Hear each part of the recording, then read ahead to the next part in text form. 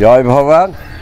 ভব পাগলার জীবনী পাঠ করছি, সম্পূর্ণ জীবনী দুটি খণ্ড একত্রে, পরম গুরু ভবা পাগলা থেকে। বইটার তমরাজ বন্দ্যোপাধ্যায় লিখে গেছেন, অধ্যাপক। প্রকাশনা আমার হাতেই, ভবা পাগলার জীবদ্দশায়। তিনি নিজে পড়ে শুনেছেন, অনুমোদন করেছেন, তারপর ওই বইটি লেখা। আজকে ভবা পাগলার এর আগে বাল্যকাল, জন্মকথা, শৈশব, এই সমস্ত কথা কিছুটা বললাম। আজকে তার পাঠশালার কথা বলবো, পার্থিব পাঠশালা। আসলে মানুষের সারা জীবনটাই পাঠশালা, মহাপুরুষদের বটেই শিক্ষা গ্রহণ, শিক্ষা দেয়া। তা ভবা পাগলা পার্থিব পাঠশালা, অর্থাৎ স্কুলে পড়া, এবং কতটা সেই বিবরণ একটু দিচ্ছি। গাবতলায় মাতৃপূজায় মেতে উঠলেন ভবেন্দ্রমোহন। গানের কলি রচনায় নতুন নতুন গানের কলি কচি কণ্ঠে তার ভেসে উঠত। সেই কণ্ঠে কণ্ঠ মিলিয়ে যোগদান করেন সহোদর দেবেন্দ্রমোহনও। দেবেন্দ্রমোহন তার যমজ ভাই। অবাক বিস্ময় বিমোহিত হন নিত্য ক্রীড়াসঙ্গীরা, অন্যান্য বালকগণরা। মজাদার এই খেলায় বালকের দল ক্রমেই আরও মেতে ওঠেন দিনের পর দিন। উৎসাহ উদ্দীপনায় ভবেন্দ্রমোহনের মন যেমন ভরপুর, সেই কিন্তু ছেলেদের পাঠশালায়,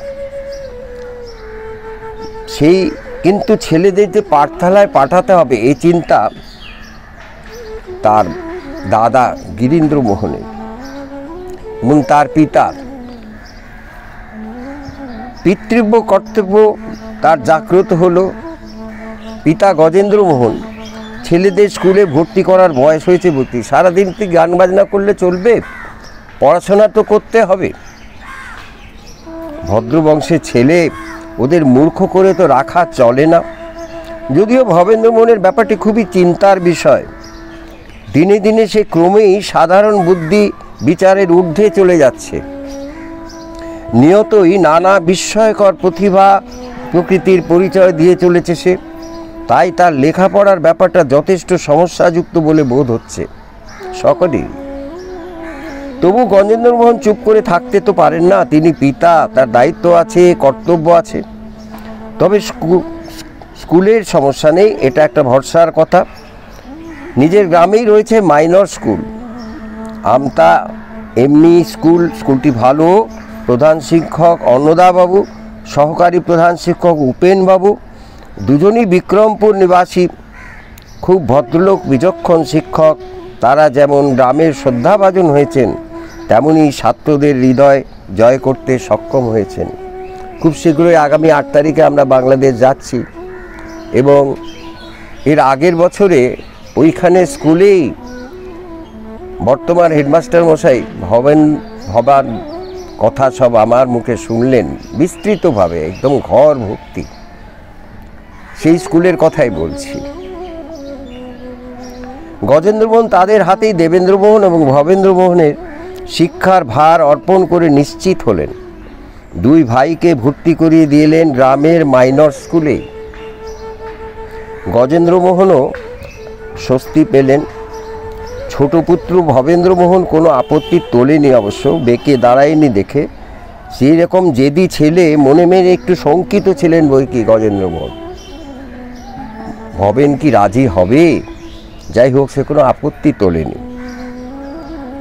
জেদি হলেও ভবেন্দ্রমোহনের আচরণে একটা জিনিস লক্ষ্য করা হচ্ছে, নতুন নতুন লোকের সান্নিধ্য তার কাছে অপ্রিয় নয়। তাই ন্যায় কার্যে অন্যায় আবদার নেই, তার এটাও লক্ষণীয়। বরং নতুন মানুষের সঙ্গে তার পরিচিতি তার কাছে আনন্দদায়ক। শুরু হলো অপার্থিব শক্তিধর বালকের পার্থিব পাঠশালার অধ্যায়। আমতা এমই স্কুল, এটি তুচ্ছ ঘটনা নয়। বালক হলেও ভবেন্দ্রর কথা ওই স্কুলের শিক্ষক ছাত্র কারোরই অজানা নয়। তাই পুঁথি পুস্তক হাতে পড়ুয়া রূপে ভবেন্দ্রের স্কুলে উপস্থিতি সাড়া জাগাবার মতনই ঘটনা। বলা বাহুল্য, শিক্ষকগণ ভবেন্দ্রকে ছাত্ররূপে কাছে পেয়ে খুবই খুশি হলেন। কিন্তু স্কুলের পাঠ্যপুস্তকাদি পড়বার সময় ভবেন্দ্র খুব কম আগ্রহ তেমন দেখা গেল না। তার নিজের কাজই অনেক, কালীমূর্তি গড়া, মূর্তি রং করা, গাবতলায় সমবয়সীদের নিয়ে পূজার আয়োজন করা, গান করা, অনেক কাজ। তাই নিয়মিতভাবে স্কুলে যাওয়াও তার হয়ে ওঠে না। অবশ্য সেই জন্য তার কোনো অনুতাপ নেই। স্কুলের পড়াগুলো মোটামুটি আয়ত্ত করতে তার সময় অবশ্য বেশি লাগতো না। সহোদর দেবেন্দ্রমোহনের লেখাপড়ার অনুরাগ বেশি, মনোযোগও যথেষ্ট। ক্লাসের পরীক্ষার পর দেখা যেতে লাগলো দেবেন্দ্রমোহনও প্রথম স্থান অধিকার করেন, কিন্তু পড়াশোনা তেমন না করেও ভবেন্দ্রমোহন স্থানে দ্বিতীয় স্থান অধিকারী হতো ক্লাসের মধ্যে। এইভাবেই চলতে লাগলো। কিন্তু এই ভাতৃযুগল যখন তৃতীয় শ্রেণীর ছাত্র, তখন এক কাণ্ড ঘটল। ক্লাসের এক পরীক্ষায় ভবেন্দ্রমোহন অঙ্কে একটি নম্বরও পেলেন না, একেবারে শূন্য। সবকটি অঙ্কই ভুল। নিতান্তই বিমর্ষ হয়ে পড়লেন ভবেন্দ্রমোহন।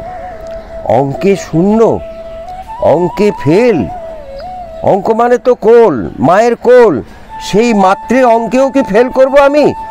ওই অঙ্কেও কি আমার ভাগ্যে শূন্য? আজ এই পর্যন্ত।